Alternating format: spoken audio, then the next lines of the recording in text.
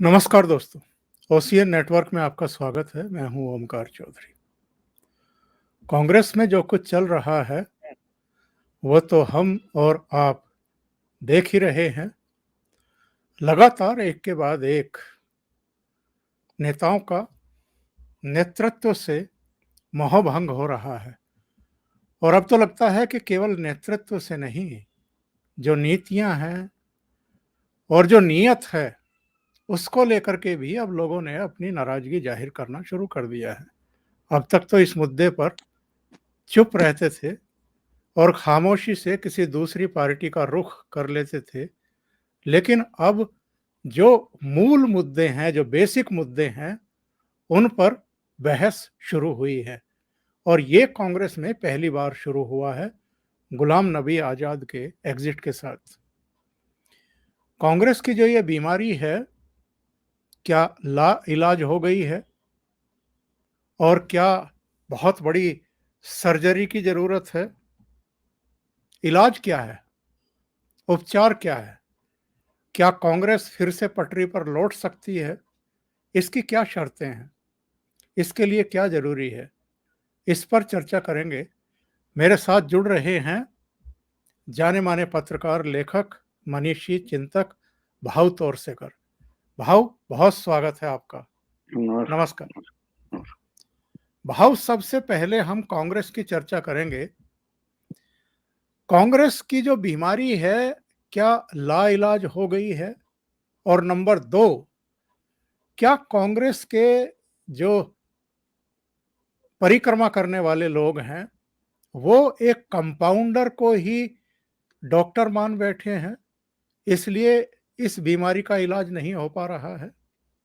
देखिए, एक बात मुझे अजीब लगती है कि अगर आप प्रॉब्लम को ही सॉल्यूशन समझने लगे तो प्रॉब्लम हल कैसे हुआ। आपको प्रॉब्लम क्या है ये ढूंढना पड़ता है और प्रॉब्लम जो है उस पर सॉल्यूशन निकालना पड़ता है। लेकिन ये बोल रहे कि प्रॉब्लम ही हमारा सॉल्यूशन है। राहुल गांधी, मैं आपसे 1 डेढ़ साल से तो बात कर रहा हूँ हमेशा, जी, और जी। बार बार जब हम कांग्रेस पर आते हैं तो राहुल गांधी पर चर्चा करते हैं।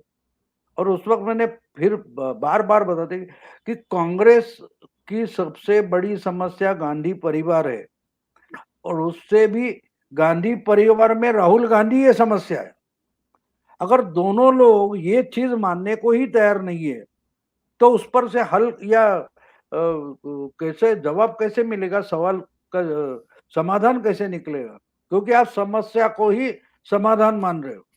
ये जो देखो, आयन रैंड नाम की बड़ी अंग्रेजी लेखिका और विचारवंत थी, वो उसने कहा था कि आप सच्चाई जो है उसको नकार सकते हो लेकिन उसके दुष्परिणाम को नहीं नकार सकते। और ये मैं पिछले 2 साल से बोलता आया हूँ, उसके पहले लिखता आया हूँ कि राहुल गांधी ये कांग्रेस की समस्या है। जी, जी। अगर आप वो नकार, अब देखिए और एक बात होती है, बाकी सबके छोड़ दो, आपके गुलाम नबी आजाद छोड़ दो, कपिल सिब्बल छोड़ दो, और कोई लोग है छोड़ दो, सबसे पहले इस समस्या का जिक्र अगर किसने किया है तो उसका नाम है जयराम रमेश। और जी। आज वही जयराम रमेश अपने ही शब्द खोड़कर, धुंधला कर गुलाम नबी आजाद के खिलाफ बात करे।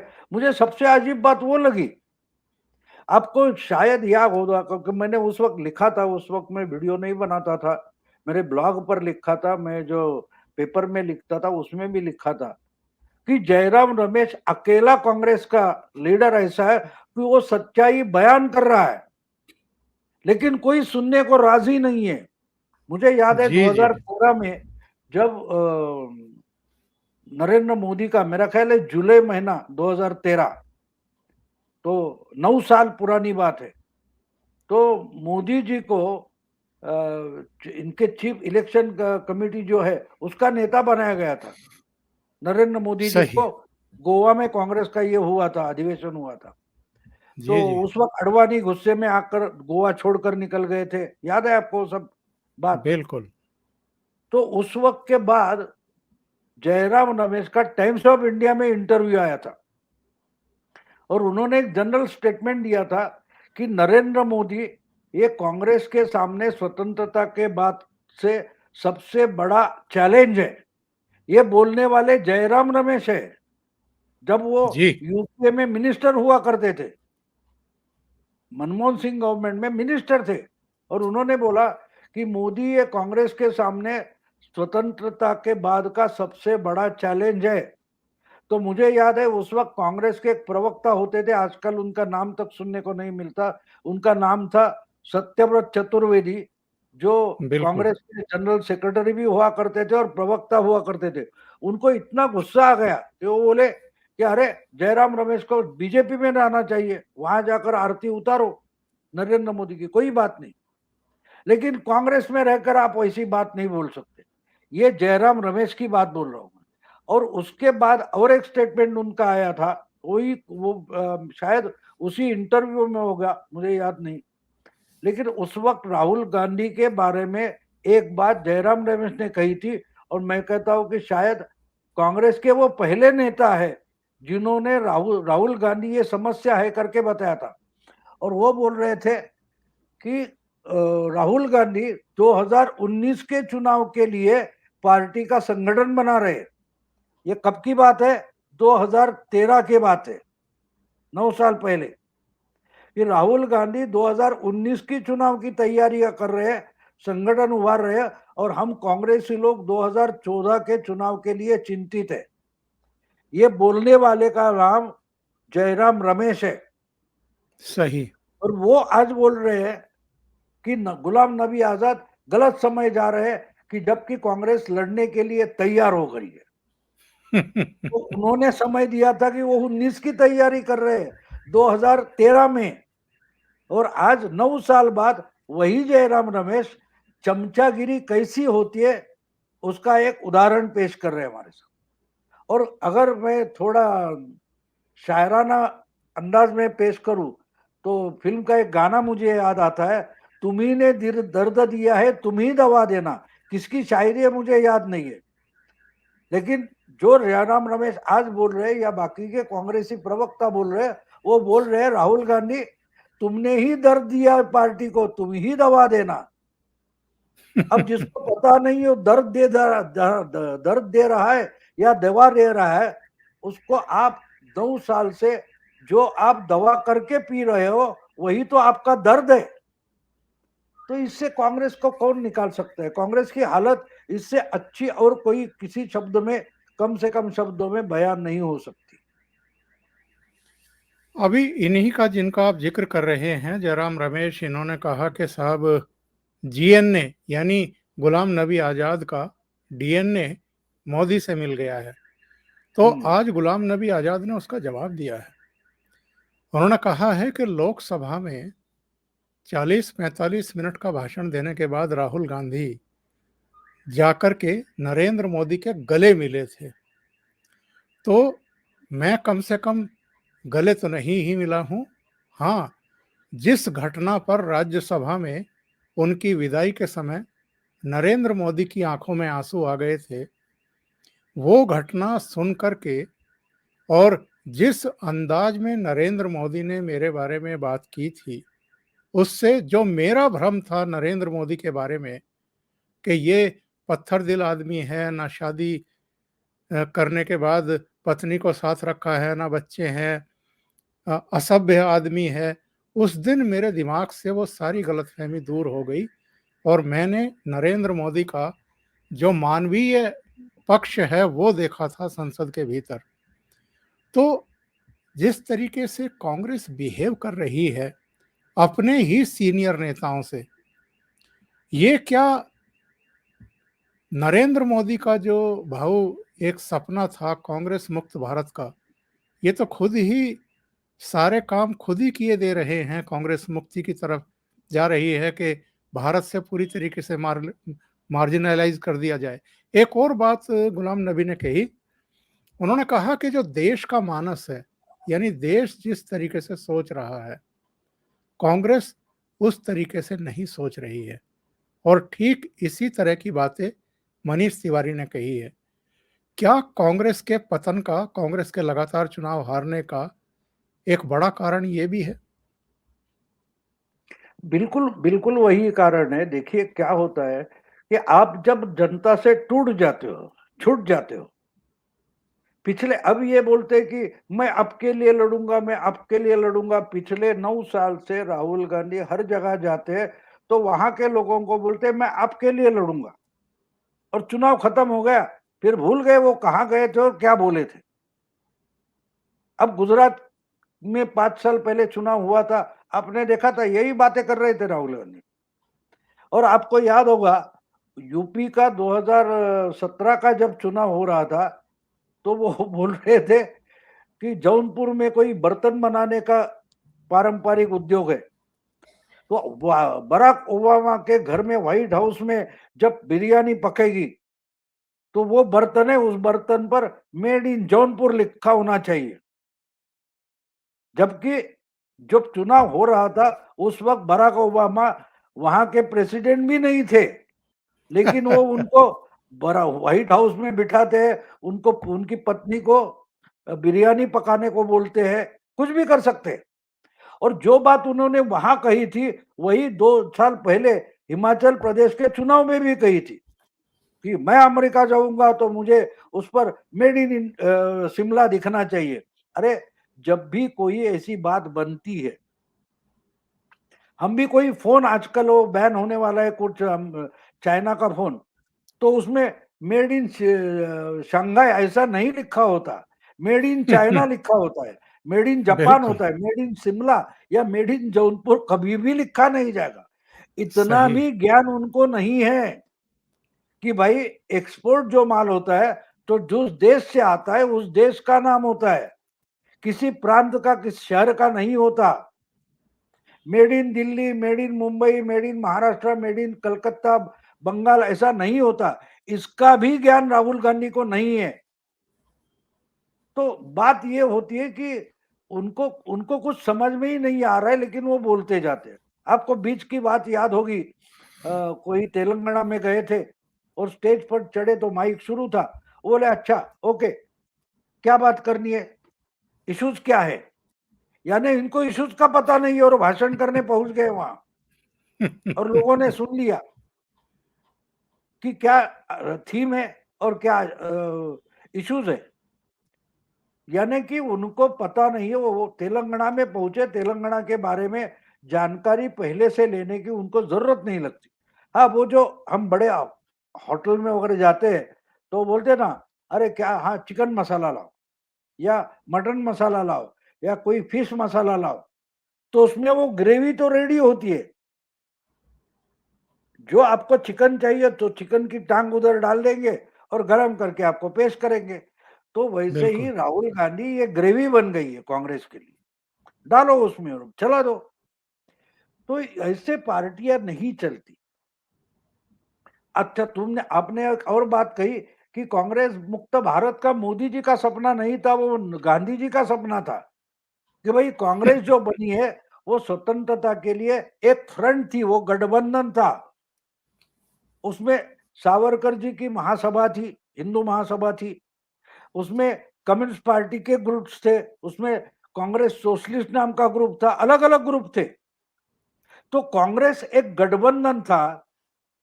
इसलिए गांधी जी ने बोला कि अलग अलग विचारधारा है, हम कुछ कारण से इकट्ठा हुए, अब इसकी जरूरत नहीं है, अलग अलग विचारों की पार्टियां बननी चाहिए। तो कांग्रेस मुक्त भारत ये असल में डॉक्टर राम मनोहर लोहिया का सपना था, और उन्होंने 67 से लेकर इसके लिए तैयारी की थी। मुझे याद है कि जब महाराष्ट्र का आंदोलन हुआ था तब ये आइडिया पहले अगर किसी ने प्रैक्टिस में लाई तो उनका नाम था डॉक्टर बाबा साहब आम्बेडकर। जी, बाला साहब ठाकरे के पिताजी उस वक्त प्रबोधन नाम का एक पेपर चलाते थे, तो उन्होंने बाबा साहब अम्बेडकर से मुलाकात की थी और उनका इंटरव्यू लिया था। और उस समय रिपब्लिकन पार्टी नहीं हुई थी, तो बाबा साहब रिपब्लिकन पार्टी बनाने की फिराक में थे, कोशिश कर रहे थे, जिसमें डॉक्टर राम मनोहर लोहिया का समावेश होने वाला था। महाराष्ट्र के बड़े संपादक राजनेता थे आचार्य अत्रे, मधुलिम में सोशलिस्ट थे, वो मिलाकर रिपब्लिकन पार्टी कांग्रेस को अल्टरनेटिव पार्टी बनाना चाहते थे। और इस वक्त बाबा साहब ने उनको बोला था कि अगर आप महाराष्ट्र में, यानी प्रबोधनकार ठाकरे को बोला था कि अगर महाराष्ट्र का आंदोलन आगे लेकर जाना चाहते हो और सब पार्टियां इकट्ठा आना चाहती है तो आपकी विचारधारा अलग रखो, बस सही। जो कांग्रेस के खिलाफ है वो इकट्ठा हो जाओ और खुंटी को टांग लो जो अपनी विचारधारा है और इकट्ठा हो जाओ, एक कांग्रेस का उसके सामने एक अपोजिशन का, ऐसी लड़ाई करो। ये गठबंधन की कल्चर है वो बाबा साहब ने बताई थी। और जब प्रबोधनकार ने वो इंटरव्यू छपवाया था उसके बाद महाराष्ट्र में गठबंधन की राजनीति शुरू हो गई, वो पूरे देश में बाद में फैलाई। 67 में वही बात लेकर डॉक्टर लोहिया ने नॉर्थ में बहुत सारे जगह गठबंधन बनाए, स्टेट में, और 9 जगह कांग्रेस हराई थी। तो असल में कांग्रेस मुक्त भारत, यानी कांग्रेस पार्टी मुक्त भारत, ये आइडिया गांधी जी का ही था और वो आगे लेकर लोहिया जी आए थे। मोदी ने तो सिर्फ जिक्र किया उसका, जो कांग्रेस सही। बची ही नहीं, एक परिवार की प्रॉपर्टी बन गई। और अब जो पूछ रहे कि भविष्य क्या है, तो इनका भविष्य तो मैंने पहले बता दिया आपको कि इनको राहुल गांधी और गांधी परिवार को कांग्रेस खत्म करनी है, ताकि कांग्रेस की बची कुची पार्टी में बहुत सारे स्टेक होल्डर नहीं होने चाहिए। बस इनकी पार्टी जो है तो पार्टी एक परिवार की प्रॉपर्टी बन जाए, मालमत्ता बन जाए। तो इसलिए हर जगह, अभी पंजाब में इन्होंने कैसे पार्टी डुबाई आपने देखा है। बिल्कुल, बिल्कुल। अमरिंदर सिंह अच्छी तरह से सरकार चला रहे थे, फिर वापस चुनकर भी आ सकते थे। उसका सत्यानाश सिद्धू को लाकर किसने किया? राहुल और प्रियंका ने किया। तो क्यों किया? क्योंकि उनको हर जगह से पार्टी डुबोनी है। अगले चुनाव में छत्तीसगढ़ और राजस्थान जाएगा तो उसके बाद किसी भी स्टेट में कांग्रेस का चीफ मिनिस्टर तक नहीं बचेगा। तो ये मुझे ऐसा नहीं लगता दूसरा कोई पार्टी खत्म कर रहा है, खुद अंदर से पार्टी खत्म की जा रही है। और जो इन पर ही निर्भर है, जयराम रमेश, आपने देखा कपिल सिब्बल अपने बलबूते पर, अपनी ताकत पर कहीं से चुनकर नहीं आ सकते। तो इन पर अगर नहीं दे रहे टिकट राज्यसभा का, वो समाजवादी पार्टी के पास चले गए, राज्यसभा चुनकर आए। तो जयराम रमेश की अपनी कोई कॉन्स्टिट्यूंसी नहीं। तो ये जो एजेंडा है, और सोनिया गांधी ने मेरा ख्याल है 2004 के बाद शुरू किया। जो डायरेक्टली चुनकर नहीं आ सकता उनको उन्होंने हाई कमांड बना दिया, उनको उन्होंने वर्किंग कमेटी बना दिया। वर्किंग कमेटी में एक इंसान ऐसा दिखाओ कि जिसकी अपनी कुछ लोकसभा की कॉन्स्टिट्यूंसी हो, विधानसभा की को, नहीं, कोई भी नहीं है। सब इनके दरवाजे पर बैठने वाले लाचार लोग हैं जिनको उन्होंने कांग्रेस की वर्किंग कमेटी बना दिया। अब देखो, राज्यसभा में खरगे को चुनकर लाया और उनको बिठा दिया अपोजिशन लीडर करके। अब मनीष तिवारी चुनकर आ सकते हैं तो उनको लोकसभा में बनाएंगे नहीं, ताकि वो लोकसभा में चमकेंगे। तो जिनको हिंदी नहीं आती, ढंग से भाषण नहीं आता, वैसे वो कौन, अधीर रंजन चौधरी को ग्रुप लीडर बना दिया। हिंदी नहीं बोल पाते थे तो खरगे को लोकसभा में लीडर बना के बिठा दिया था।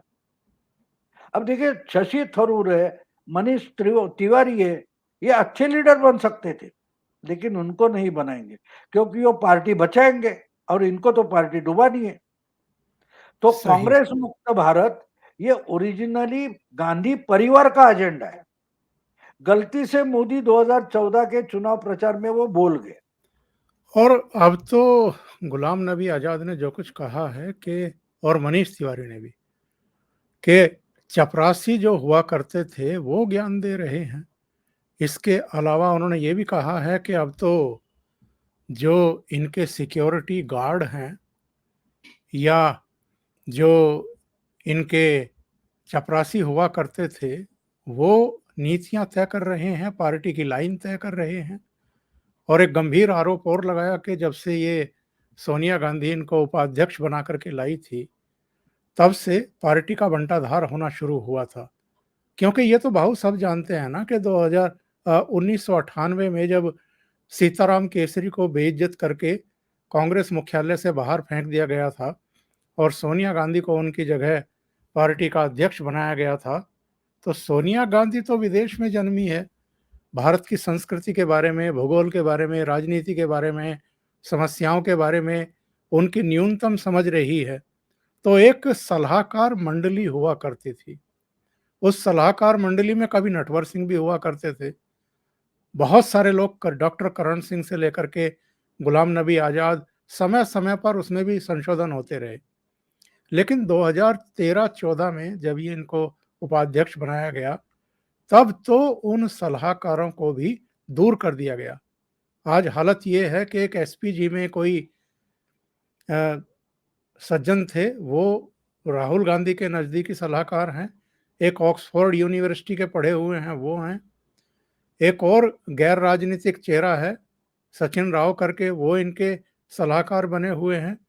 तो जिनको राजनीति की समझ नहीं है, वो अगर राहुल गांधी के लिए कंटेंट जुटा रहे हैं और पार्टी की लाइन तय कर रहे हैं, तब तो जो इनका ड्रीम आप बता रहे हैं इस परिवार का, वो बहुत जल्दी पूरा होने वाला है। बिल्कुल। देखिए, वह आपके साथ आपके प्रोग्राम पर भी मैंने बोल दिया था ना कि जैसे 1980 में जो एजेंडा मुंबई के टेक्सटाइल मिल ओनर्स का था कि उनको वो मिल चलानी नहीं थी, उनको वो मिल बंद करके वहां की जमीन बेचनी थी, क्योंकि वो जो जमीन ब्रिटिश के समय में कौड़ियों के दाम उन्होंने खरीद कर वहां मिल खड़ी कर दी थी, वो आज 100 साल 150 साल बाद वो मुंबई के लिए प्राइम लैंड बन गई है।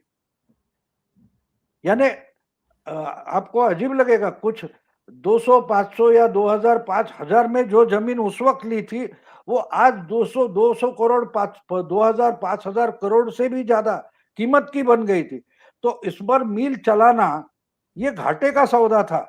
उन्होंने मिल से कमाकर और उद्योगों में अपनी जो पैसा था वो हटा लिया था। उनको मिल की सबसे मिल जो थी उसमें जमीन ही भारी कीमत की थी, तो उनको बंद करना था और इसलिए उनका एजेंडा मिल बंद करने का था।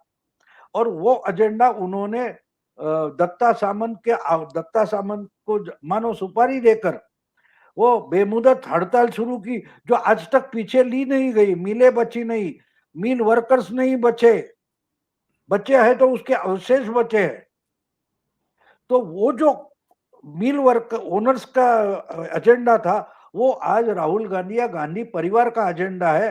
देखो, कांग्रेस की देश के बहुत राज्यों में, बहुत बड़े महानगरों में बहुत सारी प्रॉपर्टियां है, बहुत सारी। आपको मालूम, कांग्रेस के 90 करोड़ उन्होंने नेशनल हेराल्ड में इन्वेस्ट की, और नेशनल हेराल्ड चलता नहीं, इसलिए यंग इंडिया को बेच दिया। अब यंग इंडिया किसकी है मालकी? तो इनकी है, माँ बेटे की है। तो वही तो वो कांग्रेस में करना चाहते, वही कांग्रेस में करना चाहते।